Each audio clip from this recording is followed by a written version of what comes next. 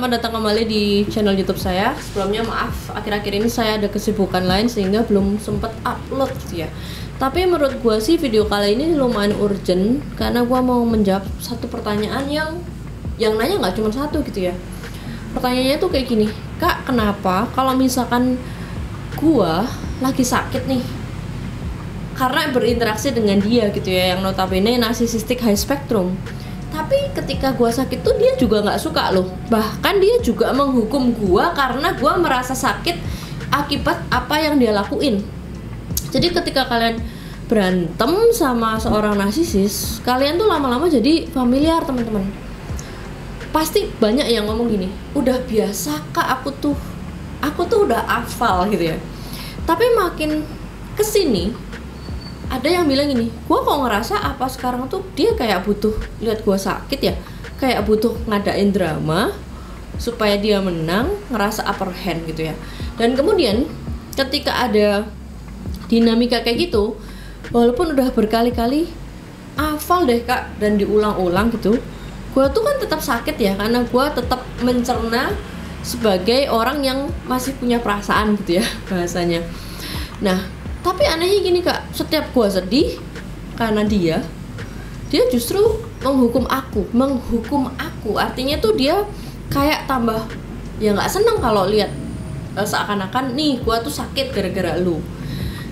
Mungkin kalimat yang tidak terucap adalah how dare you untuk punya any emotion sedangkan gua nggak punya. Dari unspoken words seorang narsisis gitu ya. Kok bisa-bisanya sih lu berani banget punya emotions kayak gitu yang seakan-akan itu karena gua. Terus maksud lu apa? Lu sakit-sakit kayak gitu karena gua. Nah, pengalaman emosi yang kalian rasain yang bener-bener real itu kan menjadi bagian dari kalian sebagai orang yang memang punya perasaan ya. Kita semua orang pasti otomatis gitu ya kalau disakitin ngerasa sakit gitu ya. Menurut gua sih nggak apa-apa teman-teman, itu anugerah kok gitu ya. Nggak semua orang bisa ngalamin feeling emotions yang deep, yang dalam gitu kan. Ketika lu bener-bener bisa mengekspresikan itu, nggak apa-apa, ekspresiin aja, walaupun jangan keterusan gitu ya. Lalu balik ke judul.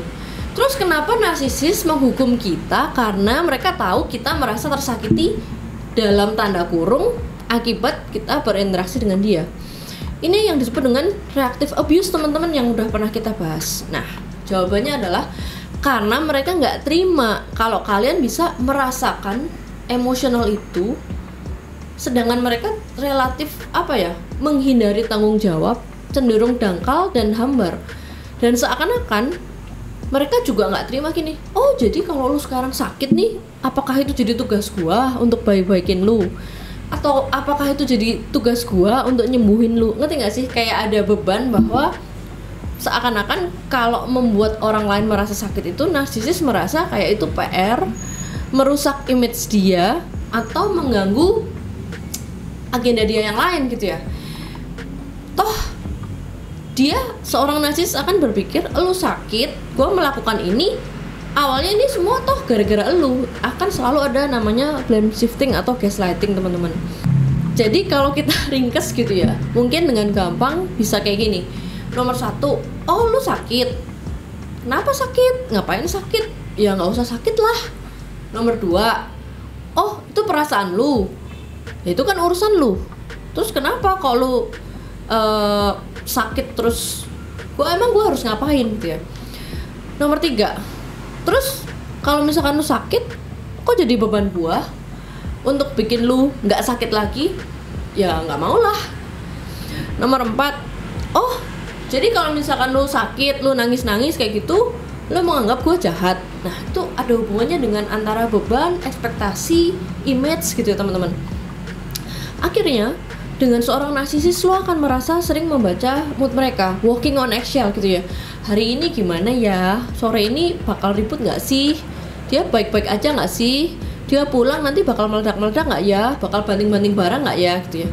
Lu menjadi orang yang berhati-hati, menjadi bahkan orang yang belajar, bahkan mengantisipasi. Nah, teman-teman, narsisis itu membutuhkan efek impas. Efek impas tuh kayak gimana Kak gitu ya. Ketika kalau kalian sakit, dan mulai menjelaskan nih di dalam hubungan, ya sakit lah, wajar, lu tuh gini ngabain gua, atau lu tuh mengeluarkan kata-kata yang nyakitin, verbal abuse, atau lu tuh melakukan manipulasi atau melakukan sesuatu yang sangat-sangat egois. Nah, ketika hubungan sebab akibat itu dan masuk di dalam cerita kalian dan penyebabnya adalah dia, di sini dia nggak terima teman-teman, maka dia akan memberi hukuman yang berlipat ganda gitu ya. Karena kalian disakiti dan merasa sakit, dari sudut pandang seorang narsisis yang cenderung melihat suplainya sebagai perkakas, dalam tanda kutip, kalau lu dispenser perkakas dan mesin cuci, ya terus ngapain dong merasa sakit-sakit, seakan jadi PR gua lagi, bikin image gua nggak oke, dicap orang jadi gua nyakitin lu gitu ya. Dan mereka akan cenderung nggak mau tanggung jawab itu teman-teman. Jadi teman-teman, kalau di sini ada yang merasa kalian gini, ke anak aku tuh udah sakit, tapi kenapa kok aku tuh merasa udah sakit ketimpa tangga masih diinjak gitu ya, karena reactive abuse tadi gitu ya teman-teman. Jawabannya karena narsisis akan selalu berusaha menghindari yang namanya tanggung jawabnya gitu ya, atau akan menggunakan tanggung jawabnya itu kayak sebuah permainan gitu ya teman-teman.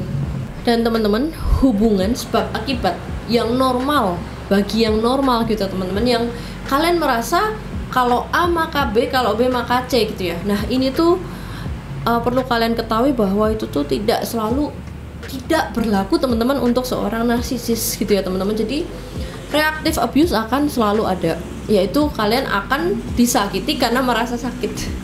Semoga siapapun yang udah sampai video ini cukup menjawab gitu ya, mengapa narsisis justru menghukum kalian yang merasa sakit gitu ya. Orang yang merasa sakit tapi nggak boleh sakit, atau justru kenapa menjadi orang yang sakit ini tetap di posisi yang salah di mata seorang narsisis gitu ya. Thank you banget untuk semua yang udah sampai di video ini. Yang mau like, comment, subscribe, jangan lupa mampir ke Instagram @unsecret_narcisis. Semoga bermanfaat. Sampai jumpa di video selanjutnya.